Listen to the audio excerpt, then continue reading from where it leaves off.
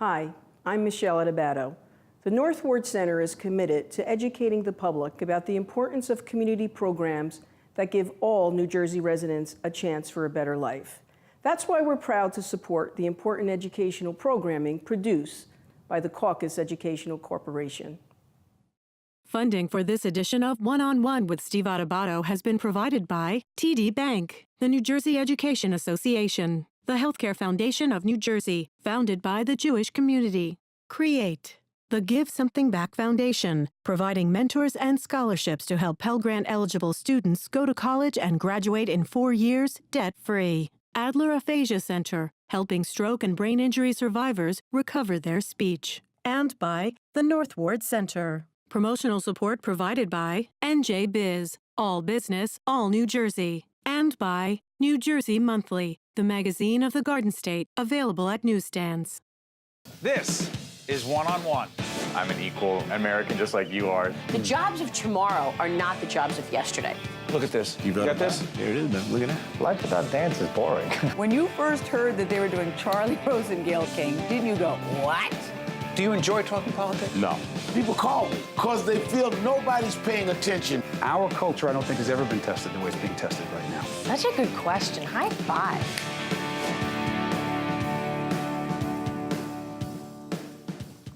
Welcome to One-on-One. I'm Steve Adubato. It is not actually one-on-one today. We actually have one-on-three. It is our honor and pleasure to introduce three very special guests. Our good friend Rich Robitaille, Associate Vice President, Office of Military and Veteran Affairs, and Tami Pichardo is Director of Military and Veteran Affairs, and Skyla, a service dog in training at Berkeley College, where our good friends at the college are very committed to veterans, those who have served our country and trying to make a difference. Make the connection with Skyla. What's going on here, and what role does Skyla play in helping our veterans? Sure. Many of our veterans who served in combat operations in the recent wars, many veterans come back with a great deal of emotional issues, whether it be PTSD, anxiety, depression, panic attacks, these type of things. Many veterans suffer from these emotional issues their entire life. And there's been a great deal of research to show that dogs who can be trained to identify these conditions and actually help veterans and help soothe them and help relieve those symptoms of those issues that they challenge. Yeah. You have a special relationship with this dog. Well, she is a rescue.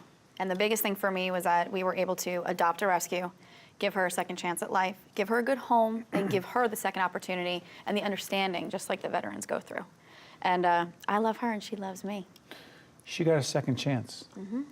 Veterans get a second chance when they come back, right? Mm-hmm. They need that. Describe, break this down for us a little bit. A service dog, right, like Skyla, what do they do for veterans? And be really clear for people, because I don't think people really have a sense of how powerful that connection could be. Talk about it, Rich. Right, dogs can sense the emotions in a person, as you know. So if a veteran has anxiety, suffers depression, for example, if they start bouncing their leg or they start to have a panic attack, the dog can feel that emotion and will go over to the veteran and rest their head on them or serve as someone they can pet and comfort, take their mind off whatever it is troubling them. Dogs, they use them in all facets of life, and we have some veterans at our school that have their own service dog that can be trained to detect when they're going to have a breakdown or some type of episode. Skyla senses emotions? She senses and reacts to emotions, yes. So it's so interesting. We were just talking about this before we got on the air. We just got a little puppy named Vinny a few months back. We never really had dogs in our world, in our family.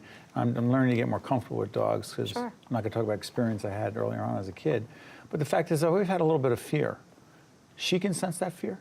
Absolutely. 100%. How? It's what you put off. It's your body language. It's how you stand. It's how your voice sounds. It's how you look at her and how she's letting you receive her. The angle that you look into her eyes. Are you looking directly or are you looking to the side of her? And so for a veteran, he or she is experiencing whatever they're experiencing. Skyla sees that. Yes. She shows emotion. She gets closer. She puts her head on that veteran's lap. What could it do for a veteran that potentially a human being couldn't do? There's no judgment. Explain that. So a No human judgment. being, if you and I are sitting here talking, and you're telling me how you feel about something, I may have my own thoughts in my back. Even in if the you're back. not telling me what you're thinking. Right, even if I'm not telling you what I'm thinking. I'm still thinking something. Whether it's good, bad, indifferent, I may agree with you, I may disagree with you. She doesn't care. She's here to just give you love and get your love back. She Unconditional? wants to please you. Unconditional. Unconditional, no matter what. There's no judgment. There's no previous thoughts. But nothing. Skyla has right over here, service dog in training. Explain the training, Rich. Well, she's currently under the guidance of a professional dog trainer. Right. The college supports this effort. The trainer is highly qualified in training all different levels, from therapy level to emotional support, all the way up to service dog training. And that process takes about 12 to 18 months to get a dog fully trained to be able to respond to any type of emotional need. Talk about, because at West Point, I was up there recently, and there are a lot of service dogs in that environment. Is it becoming more and more prevalent, more and more popular? Yes, it's also becoming more and more accepted. What do you mean accepted? When you used to go out and you used to see someone with a service dog, you would think, oh, they have a problem, something is wrong, they need assistance. Now, because dogs in general don't have the normal dog life that they used to have, they are part of your family. So when you go out and you see a veteran or you see a person with a service dog, whether it's a working dog, a seeing eye dog, or for PTSD, it's just so much more appreciated and understood. They just like that. I mean, example, Oh my exactly God. how You she's have a shot sitting of this? here. Do you get like this, buddy? She, she just wants to be loved. And so she lives with you. Yes. How has it changed your life? I have a baby. I have a baby. Come on, really? Well, for me, personally, Yeah. she's there. When I walk in the door, she's excited to see me. When I'm sitting down and I'm doing work, she's happy to be next to But me. you take her to work? I do take her to work. No, at Berkeley, you take her to. I take her to work. Yeah, she comes to work with me. She sits next to my. She sits at my feet. Adapts to the environment. Yeah, and then when a veteran walks in and they're upset about something or they are feeling anxious, immediately their tone changes because they see her. So she removes that angst that you first feel. You know, you've been with us so many times before, and we're actually going to be launching a multi-part series on veterans and trying to understand what veterans need, and also trying to connect them to the services that are out there, and it'll be part of this discussion. Rich, you've been with us so many times before. I've asked you this before, but I need to ask you this again. To what degree do we, those of us who have not served, those of us who say we care, want to care, to what degree could we ever know what most veterans truly need when they come back, when it comes to being, I'm not even going to say successful, but people who adapt, live in society in a happy, fulfilled way? I know that's a loaded question. Do we have any idea, could we? Well, it's difficult until you've been in certain environments, operating environments, we call it in the military, such as Operating environments. Yeah, such as combat environments or combat theaters. When you come back out of that, a lot of our veterans, people don't understand the emotional, the rise and fall of their emotions that they go through. Many veterans suffer loss. They've seen their friends get hurt or killed. Right. They have substance abuse issues. They have disabilities themselves that they have to deal with. Emotional, physical, Emotional, physical disabilities. And a lot of those emotional and mental issues are not visible. You don't see the scars that are within someone's head. That's why the suicide problem is such a large issue. That's why the substance abuse issue is so large. There's so many wounds inside their minds that it's hard to understand unless you're one of them. And that's what dogs can identify and try and help. Describe your service to our country. Well, I have 28 years service in the United States Army. I'm a Desert Storm veteran.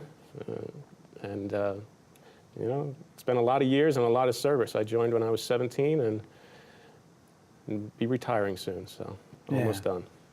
Talk about your commitment to our country when it comes to service. I want to do everything I can to help them. They come home, they go away. I have family members. I'm not military. I have family members that are military. And I see, you know, you can see it in their eyes when you look at someone. What do you see? The need to just be reaccepted, to be told that everything's okay, to be thanked for what they've done. It was their choice, yeah, but at the same time, it's still an amazing experience that, 1% of the, civilians experience? Less. Yeah. Well, listen, Skyla is doing great things. And I wonder if you could just... Skyla is also, I don't know if you can see, she has an X on the top of her head. An X, yeah, I noticed that. she wouldn't fight. So she was supposed to be a fighting dog. And because she wouldn't fight, they scarred her up. They choked her out a bunch of times because her, her bark and everything is a lot different. And she's got a couple little nicks on her nose. I see them. And she had puppies that were taken from her. So she really, she went through the ringer. And she needed a good home. Yeah. Skyla got a second chance, and she's helping others. Thank you for everything that you've done for our country, you're doing now, and thank you for what you're doing, and thank Skyla as well, and also our partners and friends at Berkeley. Okay? Thank you. Thank you. Well done. Stay with us. We'll be right back right after this. Thank you very much. No problem. Thanks for having us. You did so good, Mama. To watch more one-on-one with Steve Adubato, find us online and follow us on social media. We are pleased to be joined by Shah Dabiri, who is a STEM Technology Manager, U.S. Army Armament Research, Development, and Engineering Center at Picatinny Arsenal. Good to see you, Shah. Pleasure to meet you. You're here to talk about STEM, science, technology, engineering, and mathematics. Math. And the other piece of this is something called ARDEC STEM. ARDEC stands for?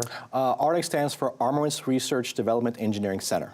What the heck is that altogether? And that center brings together what kind of people? ARDEC is located at Picatinny Arsenal on Route 15 North, right off Route 80. It's a little tiny entrance. In New Jersey. You got an it. audience in many states. You got it. Yeah, right up. Yeah. It's a little tiny exit to the home of the Armaments Center. We are the home of cannon artillery for the entire Department of Defense. If it comes out of a gun, it's our problem. Whether it's coming towards you or we're shooting it towards somebody, it's our issue. But the whole thing, and our friend Josh Weston, who is a big fan, and by the way, he's one of the big fans of public broadcasting on our board as well, but also a big fan of Picatinny Arsenal and the work you're doing in STEM. But I was trying to figure out, I'm going to be clear on this, the ARDEC STEM program currently has over 400 New Jersey classrooms, thousands of students, teachers, parents, administrators, intended to do what? Our mission objective is very simple. We want to educate students, teachers, parents, and administrators regarding a career in STEM. The idea is that we in the Army, we in the Department of Defense, we in our nation, we need kids, young individuals, to pursue STEM education. Are not enough doing it now? Not enough. We are on a deficit. We desperately need more. We live in New Jersey. It's the home of STEM. People don't realize that most of what we take for granted today, be it Thomas Edison to Nikola Tesla to all the pharmaceuticals, came from New Jersey. And the fact that New Jersey is running low on STEM students is kind of strange. So the idea is to educate students regarding what it means to be a scientist, what it means to be an engineer, and maybe they'll consider it as a career choice, as an opportunity to not only better themselves, but better our society. How do you get them excited about it? Give us something, for instance, as to how you actually do that. The number one tool I have at my disposal are my scientists and engineers. At Picatinny, I've got 3,000 of the world's best scientists and engineers. And we deploy these people, men and women of incredible intellect, into the classroom to work with the teachers. And they answer the age-old question that every student since Aristotle had. When am I ever going to use this? When am I ever going to use trigonometry? When am I going to use physics? When am I ever going to need to learn how to write a coherent sentence? Yeah. And my engineers and scientists will go in and answer the question. Well, kids, this is my job. My job is trigonometry. I use trig to determine GPS coordinates. I use physics, it's projectile motion. I use language arts. If I'm incapable of speaking and writing coherently, how can I ever communicate my thoughts as a scientist or an engineer to my fellow man? And that's my most powerful tool I deploy. But you also do something else. I'm going to show some video. You weren't thinking this, but the pumpkin slinging contest. Is it a contest? Yeah, it was an honest-to-goodness pumpkin slinging contest at Picatinny Arsenal. So hold on. So what does this have to do with STEM, Shah? I don't get this. Pumpkins are being slung. Slung. Well, whoa. Picatinny Arsenal is the home of cannon artillery. Okay. Good old cannons. Everything from Napoleon to a current M777. That's where it comes from. And the organization gave us a call and said they were looking for a place to run a competition. And we had to say yes. So we worked with an organization locally to set up a pumpkin slinging contest. And it was perfect. The home of cannon artillery hosted pumpkin slinging. What kind of reaction did you get from the students? They were blown away. Not only were they firing their pumpkins in the Picatinny Lake, which was a blast, they got to see some of the latest and greatest technology on the ground.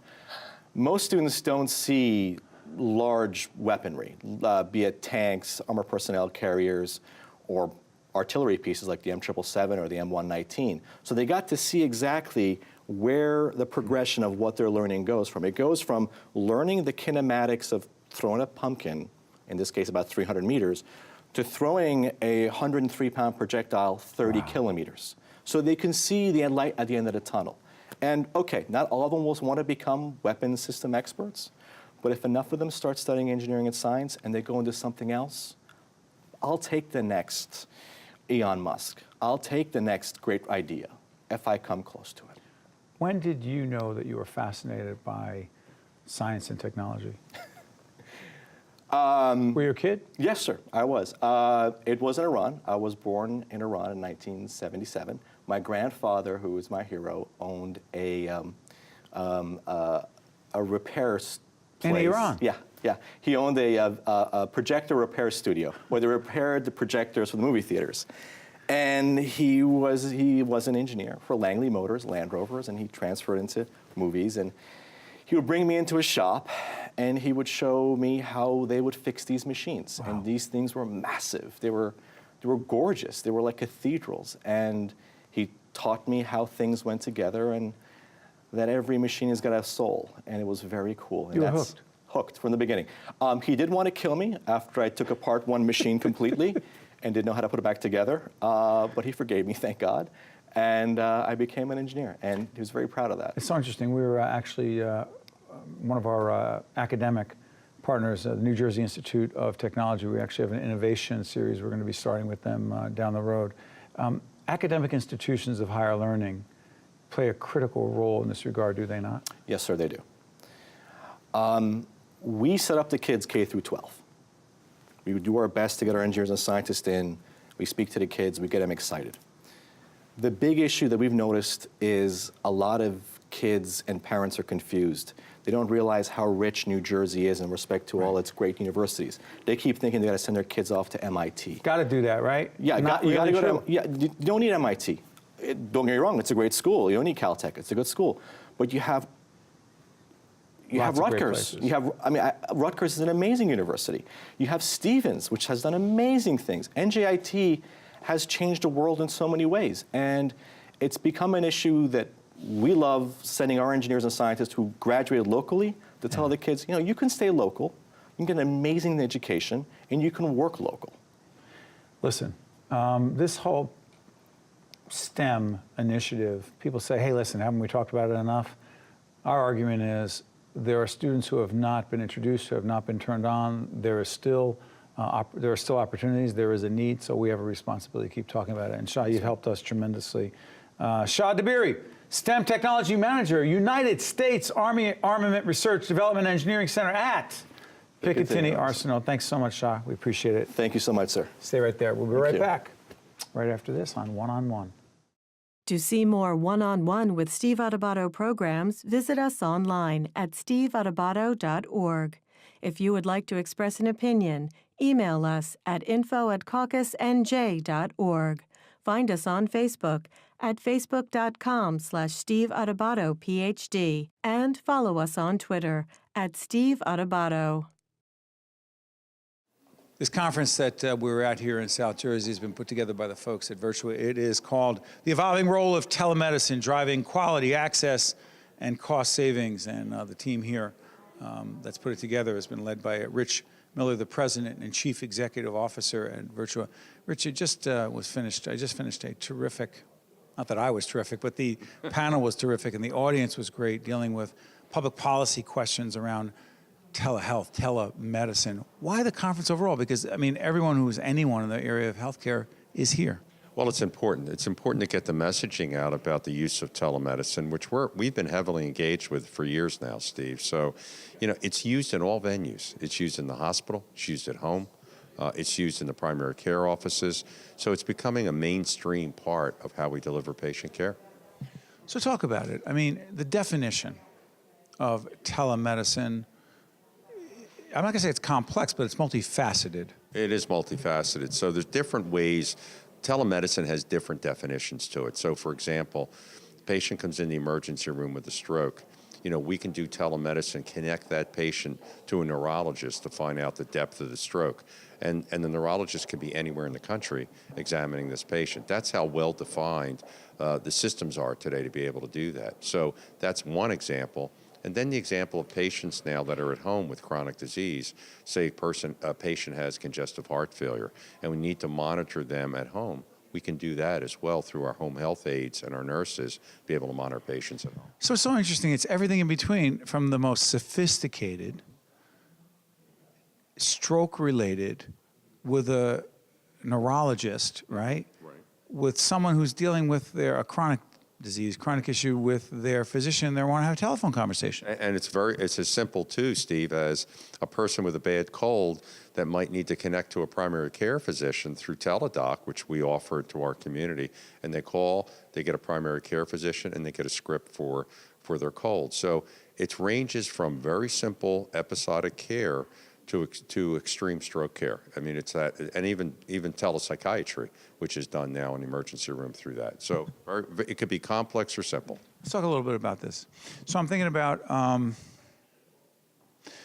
people's traditional paradigm or view of hospitals. You want to have people in the hospital because that's how you make your money. But it seems counterintuitive because it's like, hold on, if we're doing this telemedicine, telehealth thing, they're not in the hospital. Right. They're at home. Right. They're communicating with their clinical professional, not in the hospital, but where they are.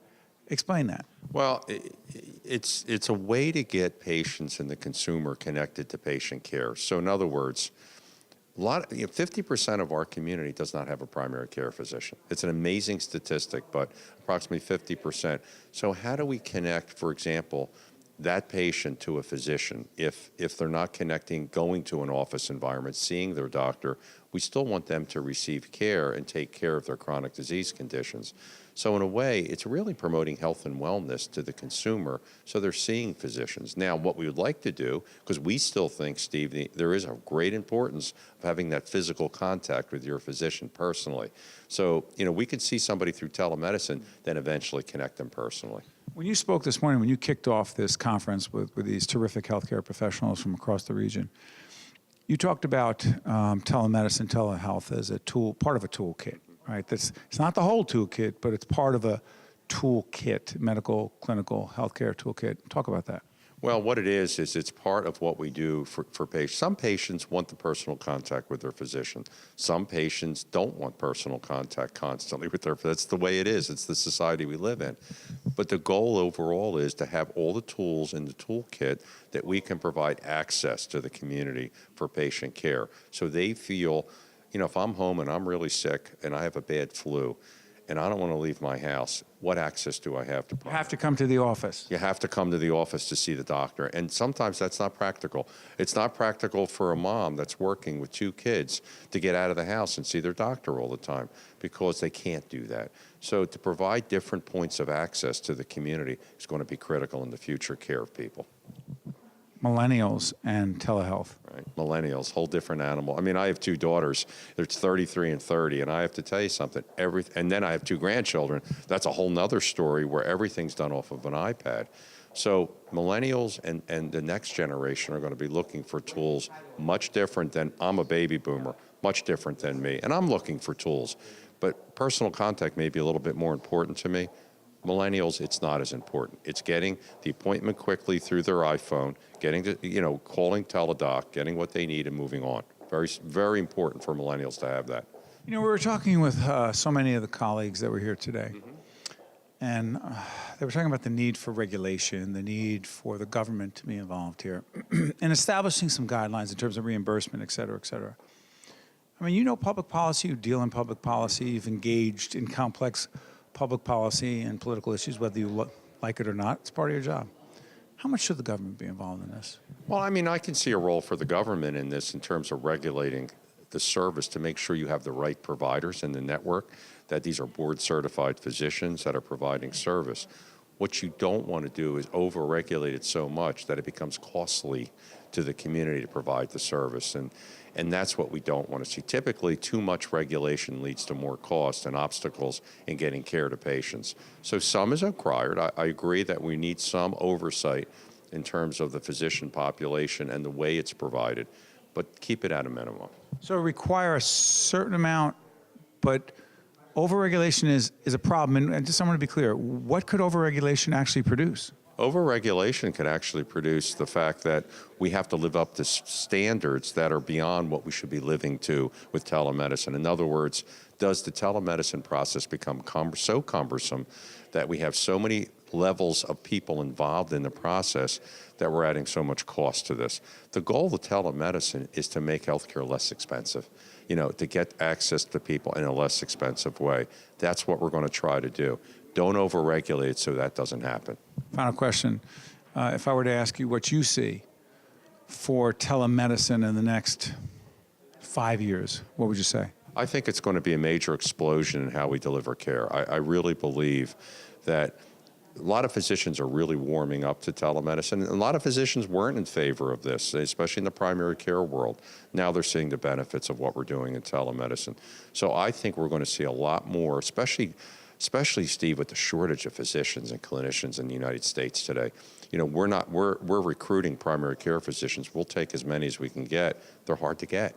So if we have other avenues to care for patients, it's going to be important. And I think that's where you're going to see the explosion. We need creative solutions. Absolutely. If we're going to care for patients properly and we're going to have enough clinicians doing it, these are the solutions we need. Thank you, Rich. Thank you, Steve. I appreciate it.